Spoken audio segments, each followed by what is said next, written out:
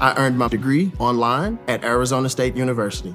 I chose to get my degree at ASU because I knew that I'd get a quality education, they were recognized for excellence, and that I would be prepared for the workforce upon graduating.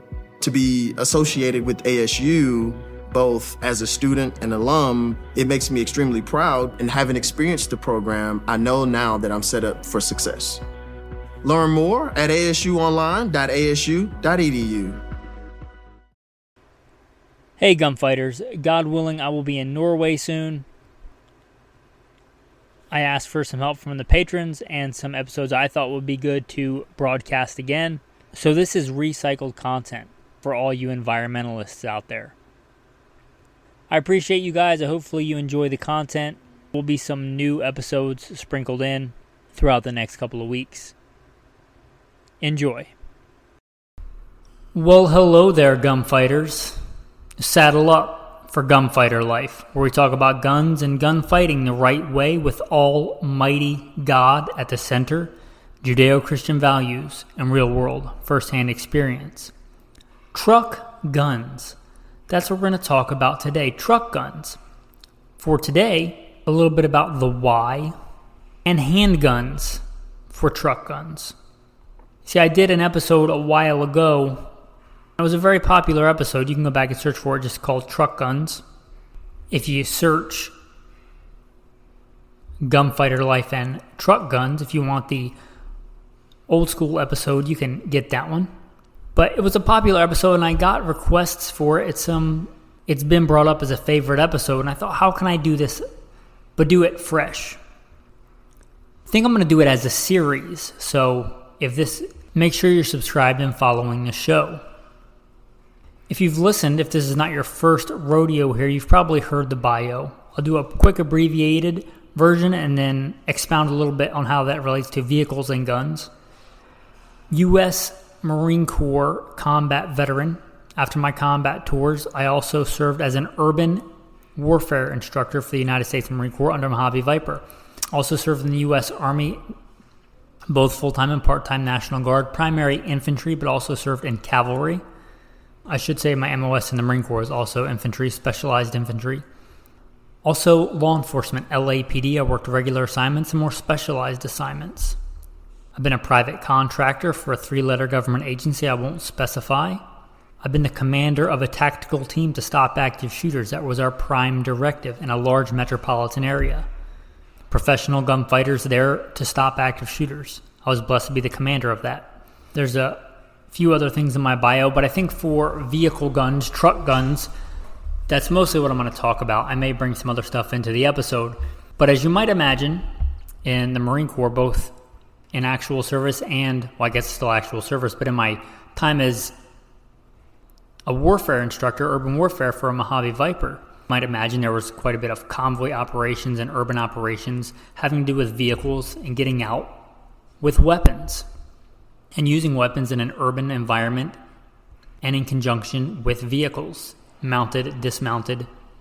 Also, as you might imagine, law enforcement, rolling around in a vehicle. You're armed, both with handguns and long guns of various types, as the commander of a tactical team in a large metropolitan area.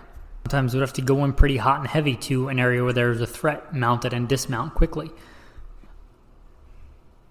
So I've got a little bit more than hypothetical experience in this arena. That's one of the reasons I do the podcast. There's a lot of gun podcasts out there, and I don't want to take away from them, but a lot of it is conjecture. I try and help you guys out with real-world first-hand experience. With that, let's get into Truck Guns Part 1, the handgun. Now, hopefully you are listening and you're an avid concealed carrier. Hopefully you conceal carry a handgun day to day. Not sometimes, not when you're going to a barbecue, when you're going to the gun store, but actually day to day. When you go to your job, when you go to the gas station. I hope, I really do, that you carry a firearm on you, on your person. That is like part of your line 1 gear, the part of the gear that should be on you. It should be like Bible, check. Wallet, check. Phone, check. EDC knife, check. Fighting handgun, check. Spare mag, check. tourniquet, check. Should be part of what you carry. I'm going to start as that. Now, I've said this before, a handgun is a compromise. I've been blessed by God, and He's got me through a lot of sticky situations to be a professional gunfighter most of my adult life. If He said you have to get into a gunfight today to save somebody else's life, many people's lives, I'm not going to choose a handgun unless there's some weird criteria like I'm crawling in a tunnel. But I'm almost certainly going to choose a shotgun or a rifle, depending on the situation. Handguns are not a great fighting tool. Handguns are a thing that we carry because we can have them on us. Because you're probably not going to the post office or Walmart or the 7-Eleven with an AR-15 on your back. They are a compromise. I encourage you, as I do, to most of the time carry a full-size fighting handgun. However, I know that most people don't. From the replies I get on this podcast, most people carry a compact, subcompact, micro carry gun. So not only is that a compromise far less effective than a long gun, that's a compromise of a compromise. Because even if you're shooting the same box of ammo, if I give you Spear Gold Dot G2 147 grain, and you shoot 25 of those rounds through a chronograph through your Micro 9 with a 2-inch barrel and then a full-size fighting handgun with a 5-inch barrel, even though they're out of the same box, you're going to get more velocity, more terminal performance out of the full-size fighting handgun. Not just that, you get the added benefit of a longer sight radius. It's also easier to clear malfunctions because you have more purchase area. You get usually a more full grip on the gun. For every action, there's an equal and opposite reaction. You can't cheat that. And generally, unless the gun just doesn't fit you or something, a full-size handgun is going to recoil less for a given caliber than a smaller handgun. For all those reasons and a few others, I encourage you to carry a full-size fighting handgun. But again, a lot of people don't. A lot of people are going to carry that micro, compact, subcompact genre. If that is you, you might look at a full-size fighting handgun in your truck for a truck gun. And I'm talking full-size, and I think full-size is a 5-inch barrel. Talking an STI 2011, a Glock 34, something in that size range, a full size, a M17. Now this is the reason I really like, if you're going to carry a gun and you're not going to carry a full size, carry a compact or a subcompact, because a lot of times you get magazine interchangeability. For instance, if you carry a Glock 26 and your truck gun is a Glock 34, you can use those mags. You can use the bigger mags in the smaller gun, and there's mag one-way interchangeability. If you step down to a Glock 43, then the Glock 43 mags don't work in anything else, and unless it's like a 43X, the standard Glock mags are not going to work in that small gun. The same with if you carry a subcompact SIG 320. Your M17 mags will work in that. It will not work in a SIG 365. The whole point of those micros, they're thin, which means they can't take a regular double-stack magazine. So that might skew you to carrying like a Glock 26 or a 320 subcompact as opposed to a 365 or a Glock 43 or even a Glock 42. But either way, if you're doing that, it kind of makes sense, because if you're carrying that gun, it should mean that you really like that platform, because that's the gun you're trusting your life to get the bigger version. So if you're carrying that 320 subcompact, to have a big version of it, even a competition version of it, because you're not concealing it. Fast and accurate is an advantage here. And accessorize it if you want. Carry this gun ready in your vehicle with a light on it if you want, with the extended mag if you want, with a good quality optic if you want. Again, you're not concealing it. But again, my primary thing is if you carry a compact, subcompact, carry a bigger version of that gun. That makes the most sense. But that may not work for you. Let's say you normally carry a Glock 42. That's my wife's go-to carry gun. Not to say you're effeminate if you carry a Glock 42. But the point of that is that if you carry that Glock 42 and 380, you're probably not going to get a giant 380. You're probably going to get a different caliber altogether. And even if you got a bigger 380, Still not great. So interchangeability of pretty much anything is out the window at that point. So if you're not concerned with like a bigger version of a similar gun and you're stepping up in caliber, you may want to step up even bigger, right? You may want to step up to a 45 or a 10 millimeter. I'm a big fan of the 9 millimeter. I switched to it way back in the day when everybody thought you had to have a 40 or a 45. And I ran the gambit and I did a bunch of shooting. And I did my own testing. And I realized for most things, for me, on the street, I should mention as a cop, I worked regular assignments and more specialized assignments. And I worked some of the nastiest streets in the country. By God's grace, he got me through that in one piece. Not because I deserved it, but because he was looking out for me. And I realized if my life was going to depend on it, and this was way back before 9 was the new hotness, back when they thought you had to have a 40 or 45, I realized that the ability to get quick, accurate, repeatable hits on target generally favored the 9 millimeter. That was the best balance. However, for a vehicle gun, a truck gun, you may decide you want a 10 millimeter or a 45. One, because there's a limit to how much weight I want to carry on my hip as a cop. Even as a cop, I did not like the giant gun with a giant flashlight on it. I tried that and I quickly went away from it. It's kind of pregnant, the giant big holsters can get caught up when you're trying to get into and out of vehicles. It's just more than I wanted to carry. There's a firepower versus mobility thing there. But if you look at it as a gun that's going to stay in your truck and not on your body most of the time, you get a full-size 10 millimeter or 45 and you hang a big heavy light on it and you put the heavy extended mag in it. You go with like a tungsten guide rod and do a bunch of stuff to make it more shootable. Then of all the places for an urban gun, this is where I think it makes a lot of sense for a 45 or a 10 millimeter. Now, I'm not saying that's a better choice than 9, but of all the places I could look to justify that, this would be one where you might want to consider it. Maybe you want the FNX 45, the Tactical Wheaties box, as it's lovingly referred to, with extended mags and a giant light hanging off of it. Again, because that's not your everyday carry gun. And those rounds are kind of known for penetrating well, like 230 grain 45 ACP, a good like hard cast 10 millimeter. Those are known for being good penetrators. Ammo selection for this is very important. You could get a poor load in a 45 that penetrates less than a good load in a 9 millimeter. But if we compare apples to apples and fair to fair, then I think you might look at this. Either way, if it's a vehicle handgun, no longer in that compromise of a compromise. Yes, you're compromising that you only have a handgun. But at least it's not a baby handgun. At least it's not a compromise of a compromise. At least you're not taking the leap from stepping down from a rifle or a shotgun to a handgun and then stepping it, neutering it even further and cutting half the barrel off. At least you're dealing with a full-size fighting handgun. Red dot optic, light, all the stuff.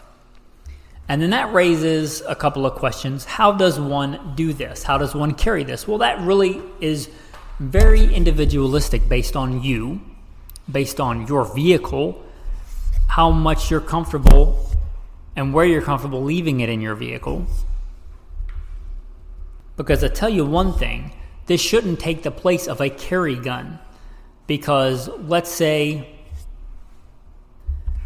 you live somewhere where you want to, or just sometimes it's mandated in that you are supposed to carry a vehicle like locked in your trunk with the ammunition separate in a locked container, the gun in a locked container and the ammunition in a separate place, like in your trunk in an inaccessible part of your vehicle. Well, that's usually not going to do you much good in most civilian defensive gun encounters. There could be a scenario where you see crime afoot and you have the time to get all that together, but generally you're going to want the gun quickly. So it shouldn't take the place of your EDC gun. This is an addition to. So where should you carry that gun? Where you can access it quickly. In your vehicle. And you've got to figure out those solutions. There's solutions with magnets. There's solutions with mounting it beside your seat. A center console where the gun is always oriented in a proper direction so you can reach in and grab it, where you don't have to wonder which way the gun is oriented. You also may consider putting it in a good holster that has some kind of way to attach to you. I'm not a big fan of EDCing with a paddle holster, but this is a case where a paddle holster may make a lot of sense. A good quality Kydex paddle holster, if you don't know, a paddle holster is like a giant piece of Kydex that goes inside your pants. You can just slip it on over a belt and over pants. That would make a lot of sense for this if you want to get like a light bearing holster with a paddle that whatever pants and belt you're wearing, hopefully as a man you generally wear pants with a belt, you can slip that in there. And then if you have to leave the vehicle for whatever scenario it is, you have a way to carry the gun with it not being in your hands. So you may consider something like a paddle holster, or you may consider some kind of holster that slips on or has some kind of male-female attachment. And there are holsters like this, I like to run those, where you can detach one and attach the other. Like a quick detach rotating system.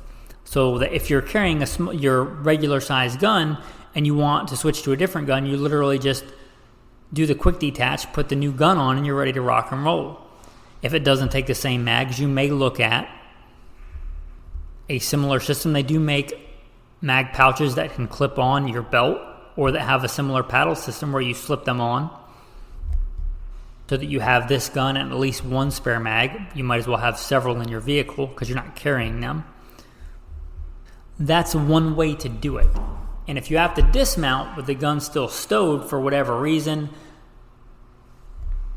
you have to leave your vehicle, it breaks down, you are in civil unrest or rioting and looting, they are literally destroying vehicles, and sooner or later they're just going to be at your vehicle, so you might as well ditch it and bug out on foot. And you want a way to have that gun, maybe throw a coat over it, but have it ready and accessible. That's probably your best bet. And also you can keep it in, let's say, the center console in that Kydex holster with the trigger safely protected, hopefully with the muzzle safely protected and oriented in a proper manner. That's one solution. Another one could be something we used and was often used in law enforcement and tactical operations, and that's the bailout bag. You may decide you want some kind of bailout bag. Now you can go uber tactical if it's hidden, or you can go very conservative gray man, something that looks like, let's say a fly fishing bag or an old gym bag, but it has all your tactical gear in it. Or you can go with a tactical kit with purpose-built, magazine pouches and stuff, and do what I would call urban camouflage, like throw an old jacket over top of it. Or throw it inside a bigger, old, beat-up looking gym bag you can get at Goodwill if you don't have one, and throw some dirty socks on top of it, literally, and put your tactical bag inside of it so you can grab it out of there, and people looking in your vehicle aren't going to think there's anything in there but dirty gym bag. But you have your bailout kit. Maybe bailout kit should be its own episode. Maybe it will be. Let me know. If you're listening on Spotify, there's a thing on there to ask me a question. You can say, hey, I'd like a bailout bag episode. I'd like to know what that entails, because I'm not going to do all that entails here. Or you can go to Patreon. Now, I would be very humbled and blessed if you want to support the podcast and become a patron.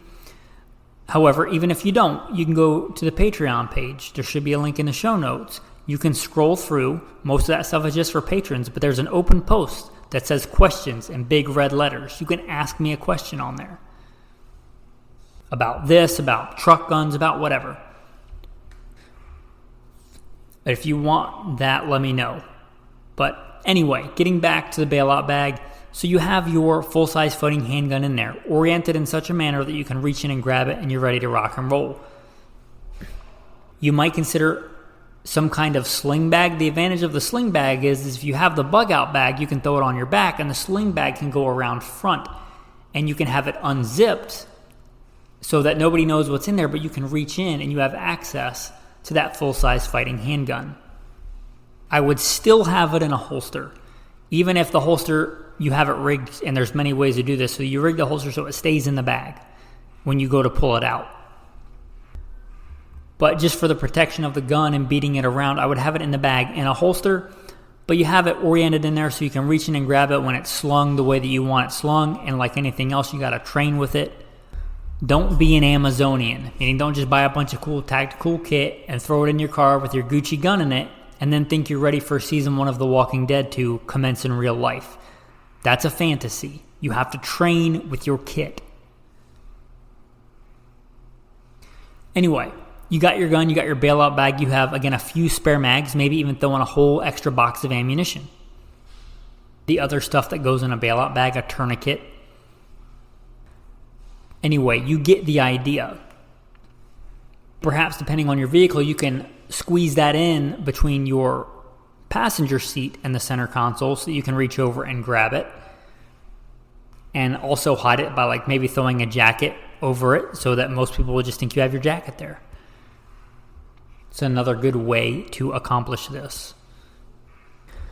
So, to recap this, a handgun is a compromise. It's not as effective unless there's some weird scenario, some situational thing, because, everything is situationally dependent. But in general, and in a vast general sense, long guns are better. We're going to get into long guns for the truck guns, God willing. But a handgun is a compromise. A small handgun is a compromise of a compromise. If you're going to carry a handgun for a vehicle gun, make it a full-size handgun. Don't get so big and ridiculous that you can't drive it fast, but a full-size fighting handgun. Again, I carry a full-size fighting handgun day to day, but I don't generally carry one with a light because it makes the whole system very pregnant. But again, if it's not on you, go nuts with the tactical light on there with the extended magazine, a tungsten guide rod, a big optic, right? Because I generally carry a more compact optic. But there's no reason to for this, because you're not concealing it on your person most of the time. And if you are, just don't want a big jacket. But a big, full-size fighting handgun. Again, recapping, it makes a lot of sense to carry a bigger version if you carry a compact or subcompact. You carry a Glock 19, carry a Glock 34 or a Glock 17L. You should be fairly familiar with the platform if you're trusting your life to it and carrying it, and they're generally more shootable in a full-size fighting handgun, so why not go that route? It just makes sense. You carry a 320 compact or subcompact, carry a M17 or carry the full-size Legion of that, the X5 of the 320 version with a bunch of extended mags. Or again, if you carry a J-frame revolver, or you carry something like that, a 380, where you're just not going to get a bigger version of that realistically. I mean, you could get a little bit bigger. You could carry like a PPK, which I think would be a horrible choice for this. But anyway, if you're not going to do that, you may just look at a big standard full-size 9mm, or you, again, I'm not saying this is better than a 9, but of all the places where it makes sense and where they do become fairly shootable, you might get a big heavy 45 or 10mm. There is some ballistic advantage there, especially when you get into a big, heavy, full-size handguns with lights, because that's basically attaching a big, heavy weight on the end of your gun, which helps keep the muzzle down. As you may have noticed, since I didn't mention it, I'm not a fan of the 40, but if you're that guy, run the 40. It is what it is. Also, 357 SIG would be a decent choice for this, especially in a full-size, longer barrel or even extended barrel, long slide. You're going to get even crazier velocities in that. Also very important for this, and I guess this is not a recap, I should have mentioned it. Really, really think about your ammo selection. Not all ammunition is created equal. For this, you might really look to a good quality bonded, and there's different ways to bond bullets. There's mechanical bonding, there's chemical bonding, but a good bonded bullet, and look for something that says barrier blind, something that will penetrate windshield glass well, that will penetrate sheet metal well. Because if this is a truck gun, there is a good chance you are going to have to shoot through your vehicle and or into somebody else's vehicle. If you've never done any kind of tactical training where you shoot targets inside vehicles, where you shoot through windshields, you shoot into cars or out of cars, you'll know that can wreak havoc on a bullet. This is not a place to cut corners with the ammo. I'd rather have a just run-of-the-mill vanilla gun without all the Guccification and with good premium quality bonded ammo, good barrier blind ammo, than that Gucci gun with a poor quality of ammo. Ammo selection is important. Do your due diligence. Don't just look for a good expanding defensive ammo. That is good, but look for a good expanding defensive ammo that is bonded, that does well, and is proven in barriers, especially auto glass and sheet metal. Because again, it's pretty likely if this is your truck gun and you have to use it, that you're going to have to shoot out of your vehicle and or into somebody else's vehicle or barriers, right? That just makes sense. A lot of law enforcement top quality ammo will have this, especially the newer generation stuff. So again, ammo selection, important, muy importante. Have a system. And I don't care what it is. I don't care if it's a paddle holster and a paddle flap magazine in your center console with a jacket wrapped around it to keep it oriented in the proper manner so you can reach in and grab it. Or if you want to go the bailout bag route and tuck it in between your seat and your center console with a jacket over it, have a way to get it quickly, both to get it and get it out of your vehicle quickly. Because that's one thing about like convoys and urban operations. You may go a long time, especially as a civilian. Hopefully you go the rest of your life and you don't have something go wrong. But when something goes wrong, it can a lot of times cascade and snowball very quickly. So you need to be ready to act. You can't reach over and grab your gun or grab the container and get it out of your vehicle with the other things that you need. Then you may just have to leave it behind. Because the whole point of all of this, right, is to save your life and other people's lives. If it's going to kill you to access your gun, then that gun is not accessible. So whatever system you use, have a way to access it quickly, if you legally can. And as I aforementioned, I want this to be a series. This will be part 1. So on the ideal truck gun, handgun, it's probably going to be a far more effective handgun than the handgun that you carry for CCW, unless you carry a big gun like this. But for most people, it's going to be a more effective handgun. That's the plus. There's also a couple of other advantages to the handgun, especially if you are the driver. Riding shotgun is a term for a reason, because of the shotgun, which we'll get into in later episodes. But if you're driving with the steering wheel in the way and the distraction of, driving, the handgun gives the advantage of one-handed operation. It gives the advantage of if you learn certain techniques, like close quarters and CQB type shooting and the car technique, which is a valid technique in a small niche application, and this might be one of those. You can actually shoot while driving as a driver. You can maneuver pretty well inside the vehicle with a handgun, more so than you would be able to with most long guns. We'll get into PDWs and things like that in later episodes. But those are some big advantages. The big disadvantages is it's still a handgun. And as I alluded to in the prelude getting into the handguns, a handgun is not as effective as a long gun. It's just not.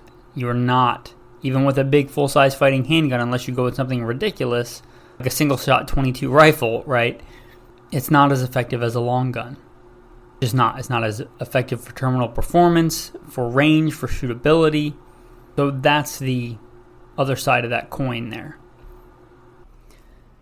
A handgun is no substitute in the vast majority of situations for a long gun, either a rifle/carbine or a shotgun or even a PCC or a PDW, personal defense weapon. Hopefully we'll cover all of those in future episodes. So make sure that you do a tactical assault on that subscribe button, that follow button. Make sure you're following, liking, subscribing the show. If you want more on truck guns, Hopefully you enjoyed this episode. Hopefully you found it germane to your life and useful. If you did and you want to support, consider scrolling down. There's a Venmo link if you just want to drop me $1 or $2. I'd be humbled and blessed by it. If you want to support the show and become kind of part of the tribe, if you're a regular listener and you want to support the show, you can become a patron. There's a Patreon link in the show note. You can become part of an insider chat. We talk about Bible verses and defense and philosophy and a lot of gun stuff. If you want to be part of that with some like-minded good men that I'm humbled to be in a group chat with, that's part of it. There's also insider-only content, commercial-free content, early content, all on Patreon. Also, that same Patreon link, even if you don't want to become a patron and you want to ask me a question, you can ask me a question on there. I would like to hear from you. Anyway, with that, that's going to bring us to start wrapping up this edition of Gunfighter Life. Making godly men strong and strong men godly. I'm humbled to serve you today. The tactical tip. Whether or not you have a giant weapon-mounted light on your gun, you still want a handheld light. There are things that you want to illuminate that you don't want to point a gun at. Part of your EDC, I think, should be a good EDC flashlight. That's not the tactical tip. The tactical tip is a really simple thing, and I got it from somebody else's channel. It may have been Survival Dispatch. It may have been somebody else. I honestly don't know, but it's a genius idea. The prelude to this, before I saw that, I would often just have a small lanyard that I would make attached to my EDC flashlight, so that if I have the flashlight in my hand and I have to quickly do a tack reload or a speed reload, I can just have it on my hand and then do the reload and then grab the flashlight again without having to drop it, put it on my armpit, put it in my teeth, which are all tactics you'll learn in tactical training. But if you have the lanyard, you can just drop it. Well, this takes it to the next level. You can buy a cheap piece of like bungee cord, a shock cord, stuff that goes inside tent poles, and you can make a lanyard and you can loop it around the backside of your hand so that you can literally have your hands open and free. You can fight, you can punch with it, you can be walking with it in your hand, and it's going to stay in your hand.